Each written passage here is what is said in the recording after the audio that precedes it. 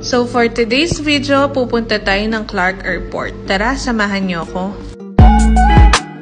Alam nyo ba, kinakabahan ako at excited ngayong araw na to. Excited kasi ngayon ko lang makikita yung bagong Clark International Airport. Yung last flight ko kasi dito is yung sa lumang airport pa. Siyempre, kinakabahan ako kasi baka maligaw ako. Buti na lang talaga nagbabasa ako ng mga road signs. Kaya ayan, nakarating na ako sa airport. Ang problema ko dyan is parking. Hindi naman halata sa itsura ko, no? Paano kasi napakalaki ng parking area, kaya hindi ko tuloy alam saan ba dapat ako magpa-park. Kapag sineswerte ka nga naman, no, nakakita ako ng spot malapit kung saan kami magmi-meet. Nandito pa nga lang ako sa labas, ay gandang-ganda na ako dito sa bagong Clark International Airport. Parang ang sarap-sarap sumalubong ng AFAM. Huy, char lang.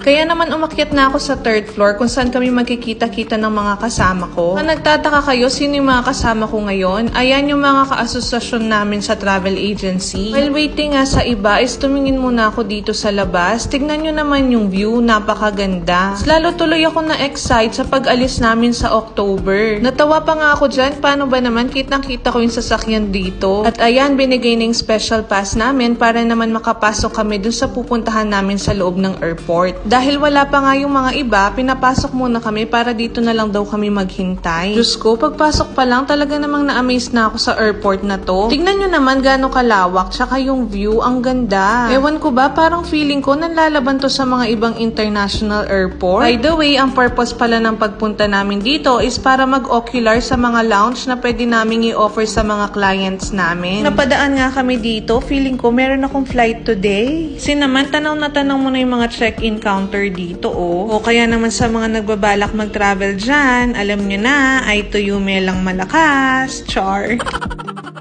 Ito nga pala yung always lounge nila.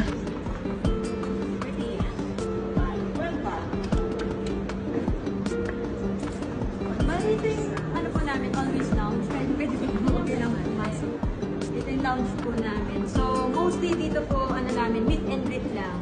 Kumbaga, yung nag-a-assist po kami ng VIP guests, like sample, yung na magpapa-assist sila sa immigration, sa custom, magiging fast track lang na transaction namin. Pwede din magsiset ng meeting dito, pwede po po.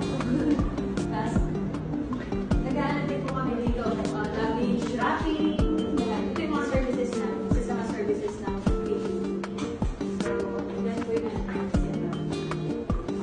O diba, napakaganda. Sabi nga ni Ma'am Hazel, kayang mag-accommodate nito ng maximum 15 na katao.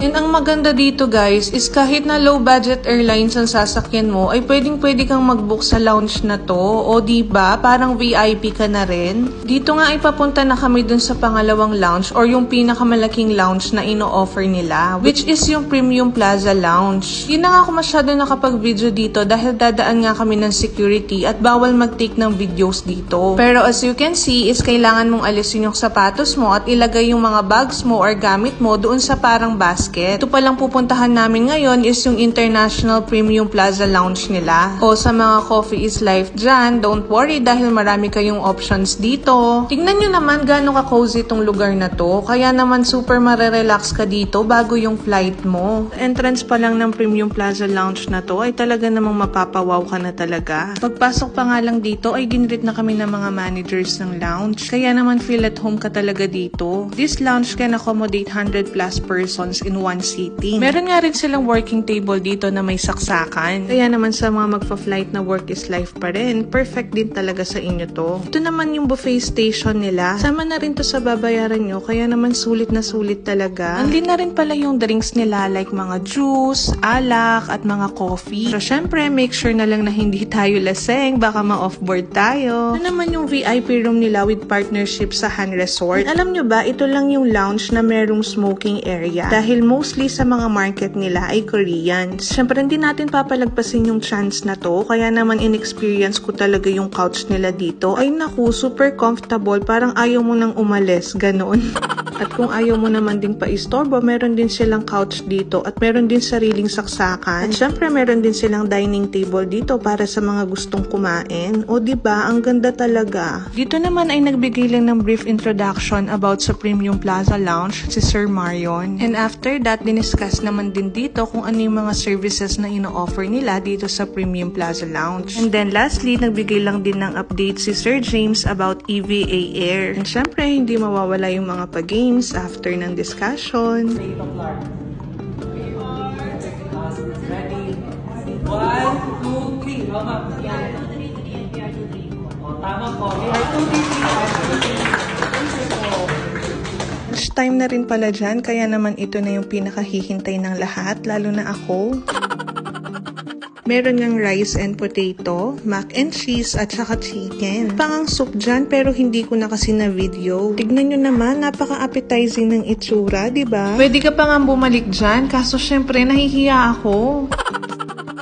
Pakita ko na rin pala ng mabilisan yung CR nila. Napakalinis at kumpleto talaga sa gamit. Siyempre, mandatory dyan yung pag-take ng video sa mirror. At dyan nga, nagpapaalam na kami sa mga managers ng Premium Lounge. O, alam ko gusto mo ring ma-experience to. Kaya naman like our page, Yume Travel and Tours. O siya, yun lang. Thank you for watching!